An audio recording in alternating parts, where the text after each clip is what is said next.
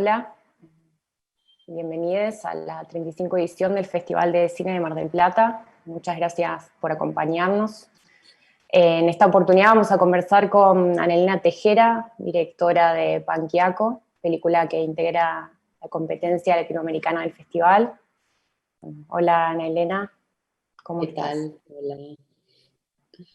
Bueno, gracias por acompañarnos y por brindar también esta conversación como parte de la exhibición de la película. Bueno, tal vez comenzar, digamos, por el punto de partida de la película. Creo que también digamos, un lugar interesante, digamos, que plantea un poco Panquiaco es como esta revisión un poco de la historia de Panamá puntualmente.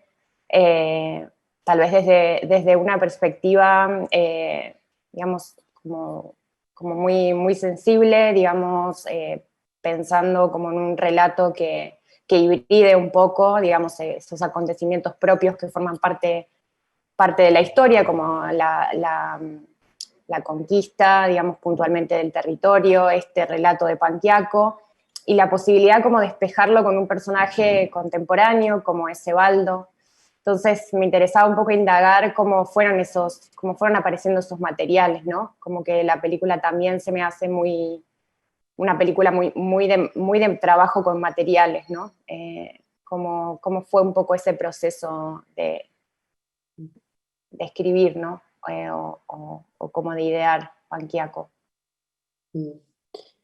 Bueno, un poco la película, como tú dices, ¿no? Habla un poco de la historia de Panamá, en cierta forma. Creo que los archivos están, pero no fueron como el punto de partida, digamos. Realmente creo que el punto de partida de la película nace más como de un conflicto mío propio, que es este sentido de pertenecer, que yo siento que es un conflicto que se habla poco, de esta sensación de que a pesar de que uno es de un lugar, uno no pertenece a ese lugar y está siempre buscando pertenecer y al final, pues es así, ¿no? A veces no se pertenece, ¿no? Y yo siento un poco que esta es la historia de Panamá también, la idea de no pertenecer.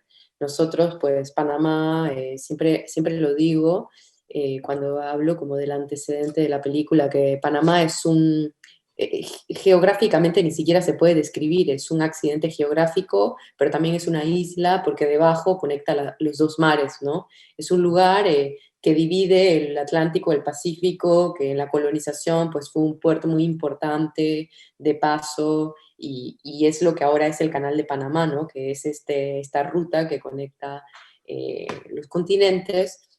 Y yo creo que toda esa migración de Panamá es lo que ha hecho como rico el mestizaje, pero al mismo tiempo ha hecho que sea una ruta donde no sabemos qué somos un poco. Y casi que somos adolescentes porque hace 20 años los Estados Unidos salió de Panamá. Entonces, estamos como buscando qué somos, ¿no? Y yo siento que esto es algo como social, pero al mismo tiempo como para mí personalmente es un conflicto que me ha tocado siempre.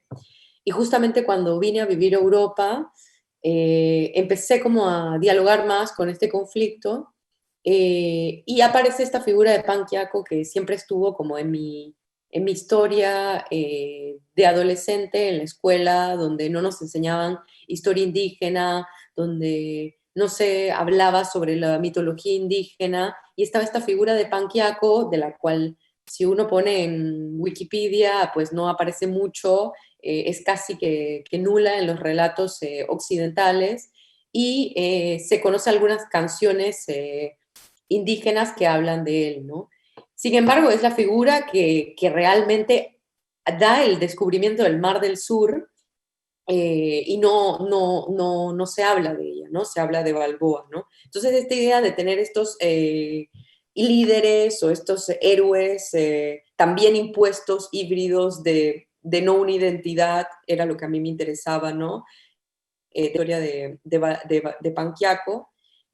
Pero básicamente creo que la película fue tomando su forma a partir de que este conflicto es compartido con Sebaldo, a quien conozco por Facebook, y comenzamos a intercambiar correspondencias por Facebook de nuestra sensación de no pertenecer, ¿no? Entonces empezó a ser como interesante para mí que a pesar de que en ese momento yo tenía 26 años y él 63, 64, teníamos la misma sensación de que no pertenecíamos, ¿no?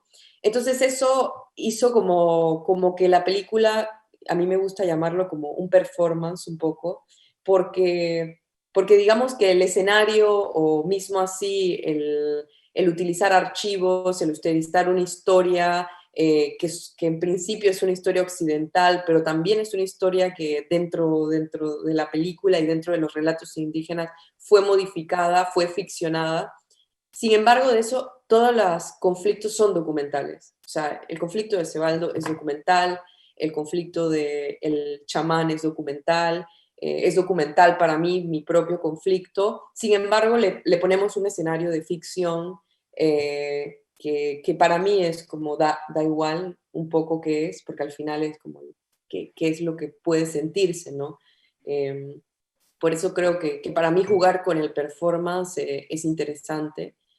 Y básicamente creo que esta figura de Panquiaco, volviendo a este tema de la colonización, también fue el hecho de cómo es que Panquiaco, veamos Panquiaco más desde un personaje, como desde un personaje metafórico, ¿no? O sea, Panquiaco es los dos mares, Panquiaco puede ser la reencarnación de Cebaldo, Panquiaco es este conflicto eterno de Panamá de buscar una identidad, ¿no?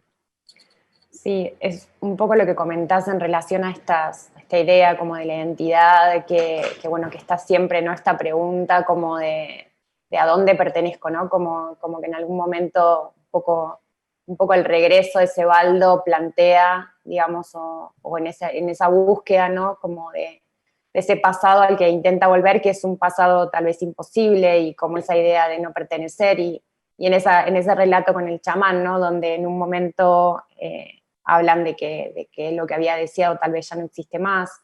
Entonces me interesaba también, bueno, cómo es ese tránsito, digamos, cómo es ese regreso, digamos, esa puesta en escena de ese regreso, y algo que creo que es como una matriz un poco como de tu práctica o de algo, o un poco como lo que se ve un poco en la película como pregnante, como este ejercicio de contar, como este ejercicio del relato. Un poco cómo fuiste trabajando a partir de esa inmersión también en esa cultura, que un poco por lo que contás también y por lo que sucede también como patrón, digamos, en la mayoría, digamos, de los países latinoamericanos que aún conservan, digamos, o sea, como que las comunidades tal vez están relegadas, expulsadas y marginadas en relación a los grandes centros urbanos, y nuestro vínculo, digamos, es un vínculo distante. Entonces, me interesaba más indagar como ya en ese trabajo más de campo, Mm. y, y también, bueno, cómo fue también, digamos, pensar, digamos, estructurar eso a partir de la figura de Cebaldo. También ahí se espeja un poco Cebaldo con vos, ¿no? Mm.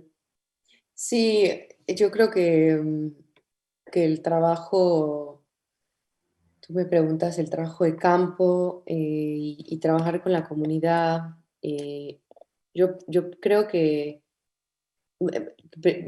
también me decías la escritura, ¿no? Yo realmente escribo poco, casi que como ideas, justamente en Panquiaco escribí un poco y todo cambió, o sea, realmente porque es una comunidad a la que primero es sumamente difícil de filmar, o sea, ellos son bastante como reacios a ser filmados. Es una comunidad también muy revolucionaria que hay que entrar con un tiempo, si es posible. Y básicamente yo creo que lo que permitió que pudiéramos filmar ahí fue como el respeto, ¿no? Escuchar cómo ellos querían ser filmados también, era una pregunta que hicimos muchas veces, ¿no? ¿Qué cosas les gustaría a ustedes ser representados? ¿Cómo se sienten ustedes ante la cámara, ¿no? Hay una palabra que me encanta, que es la palabra fotógrafo, que se dice wagaburbagay, es una palabra polisemántica que significa Waga, extranjero, Burba, alma, Gay, cazador, extranjero, cazador de almas, ¿no? Es la descripción por la cámara. Entonces, básicamente es así, ¿no? La cámara siempre va a tomar algo de ti y creo que aceptar ese hecho de que siempre que hay una cámara va a haber algún tipo de acción que puede ser violenta y ponerlo en la mesa para mí es esencial, ¿no? Entonces fue realmente el trabajo de estar ahí, el trabajo de hablar con la comunidad, el trabajo de vivir en la comunidad y tomar un tiempo, ¿no? Para hacer muchas cosas que yo tenía en una pequeña escaleta que quería hacer no fueron posibles porque la comunidad dijo no. Entonces, ante a lo que no se permitía, salían otras oportunidades que iban saliendo, ¿no? O sea, al mismo tiempo, hacer un plan de producción en la comunidad era complicadísimo. O sea, la comunidad, ellos no funcionan con una temporalidad como la que funcionamos nosotros occidentalmente, ¿no? Como, bueno, martes, no, era la mañana y había que ir a coordinar si, están listas las plantas, hacemos esto, bueno, quizás. Entonces, entrar en esa temporalidad fue un sistema de producción también que yo siento que fue lo rico, ¿no? Porque fue una escucha y dio mucho a encontrar esos momentos en la escena, que es algo que a mí me gusta también y que tuve la oportunidad de trabajar con un equipo que era muy sensible a esto y gracias a eso creo que pudimos como poder encontrar la película, ¿no? La película realmente se fue encontrando un poco en la puesta en escena, en repetir las tomas, en estar ahí un tiempo y dejar que hablara lo que la historia quería contar, ¿no? Para mí eso es esencial, como la película tiene que tener su vida más que uno imponérsela, ¿no? Que es ahí donde yo entro siempre en esto del performance, que me interesa, ¿no? Dejar que eso que sale tome un cuerpo y ahí uno poder bailar con eso, ¿no? Sí, ahora que mencionas un poco también al equipo de trabajo, digamos, también es muy pregnante en la película y es muy interesante el trabajo que tiene sonoro, digamos. Creo que tiene un poco que ver a partir de este trabajo tan sensible de escuchar y un poco me interesaba también indagar en eso y también en el trabajo con los soportes que haces, con los soportes analógicos, digitales. Digamos, cómo fue, digamos, ese trabajo, digamos, la elección, tal vez hay como una cierta impronta que a veces tienen las imágenes de película sensible, ¿no? Que tal vez hablan de un punto de vista tal vez más extrañado, como, no sé, me interesaba un poco indagar en esos materiales. Tanto, bueno, tanto el trabajo sonoro como este trabajo de imagen.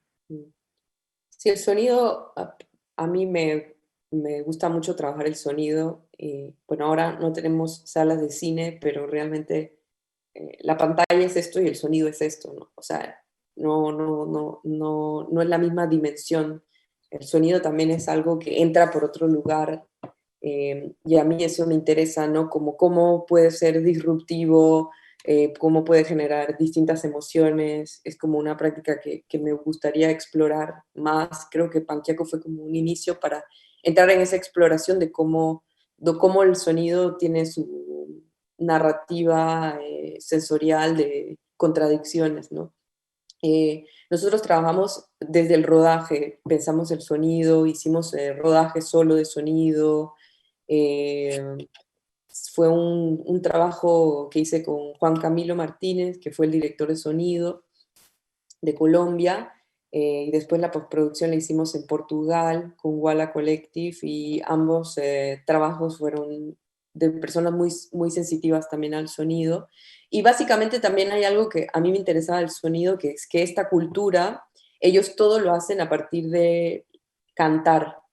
Entonces ellos siempre están cantando relatos, mitos, por ejemplo, ellos tienen como un ritual que van a las 6 de la tarde a una casa y ahí está el saila de la comunidad y canta media hora y las personas se duermen mientras lo escuchan cantar o el canto que escuchamos a Fernando es un canto de 16 horas que le da esta vida al muerto para que viaje en los ríos. Entonces, tienen toda esta tradición de la escucha y la oralidad al mismo tiempo que que son animistas, ¿no? Entonces el animismo es básicamente la escucha de las plantas, los animales, o sea, es realmente entrar en una dimensión de comprender las distintas lenguajes. Entonces creo que también eso para mí era importante de que estuviera en la narrativa al trabajar con esa comunidad y justamente hablando de cómo es que ellos también querían ser retratados, ¿no? Bueno, el sonido es algo muy importante, ¿no? Para ellos.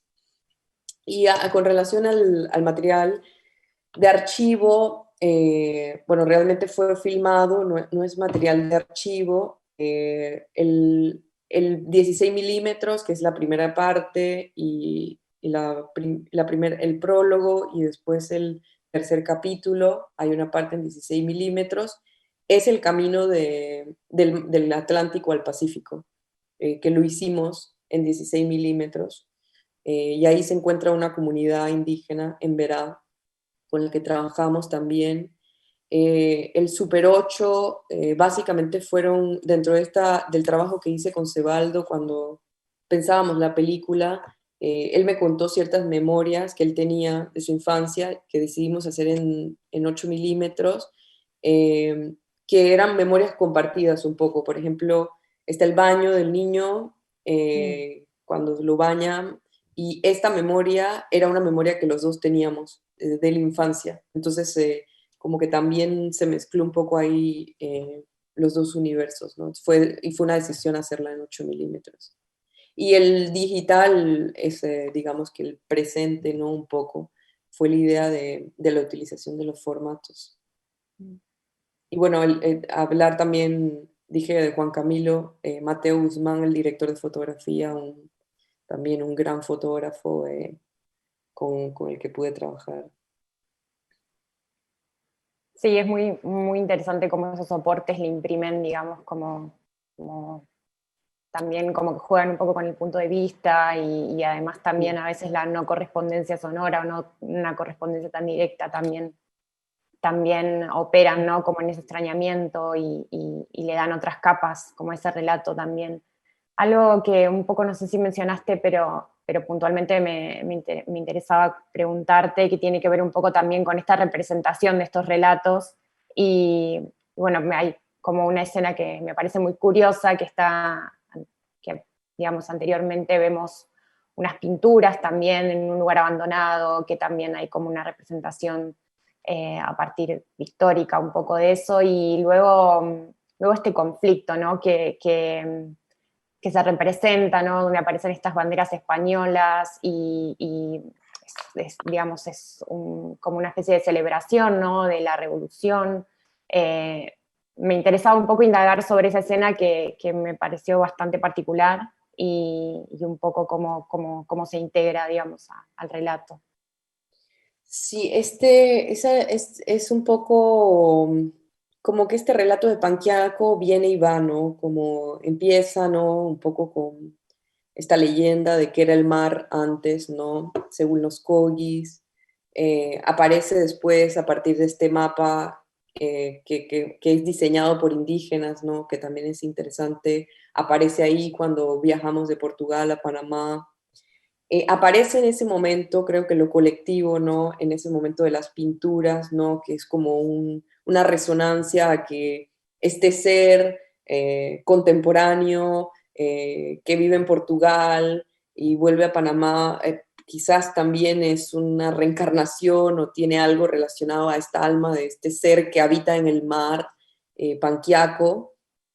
Y creo que ahí entra como la comunidad, ¿no? Entra como la comunidad, bueno, el símbolo de la esvástica es un símbolo antiguo, muy antiguo, el sol, los puntos cardinales, ¿no?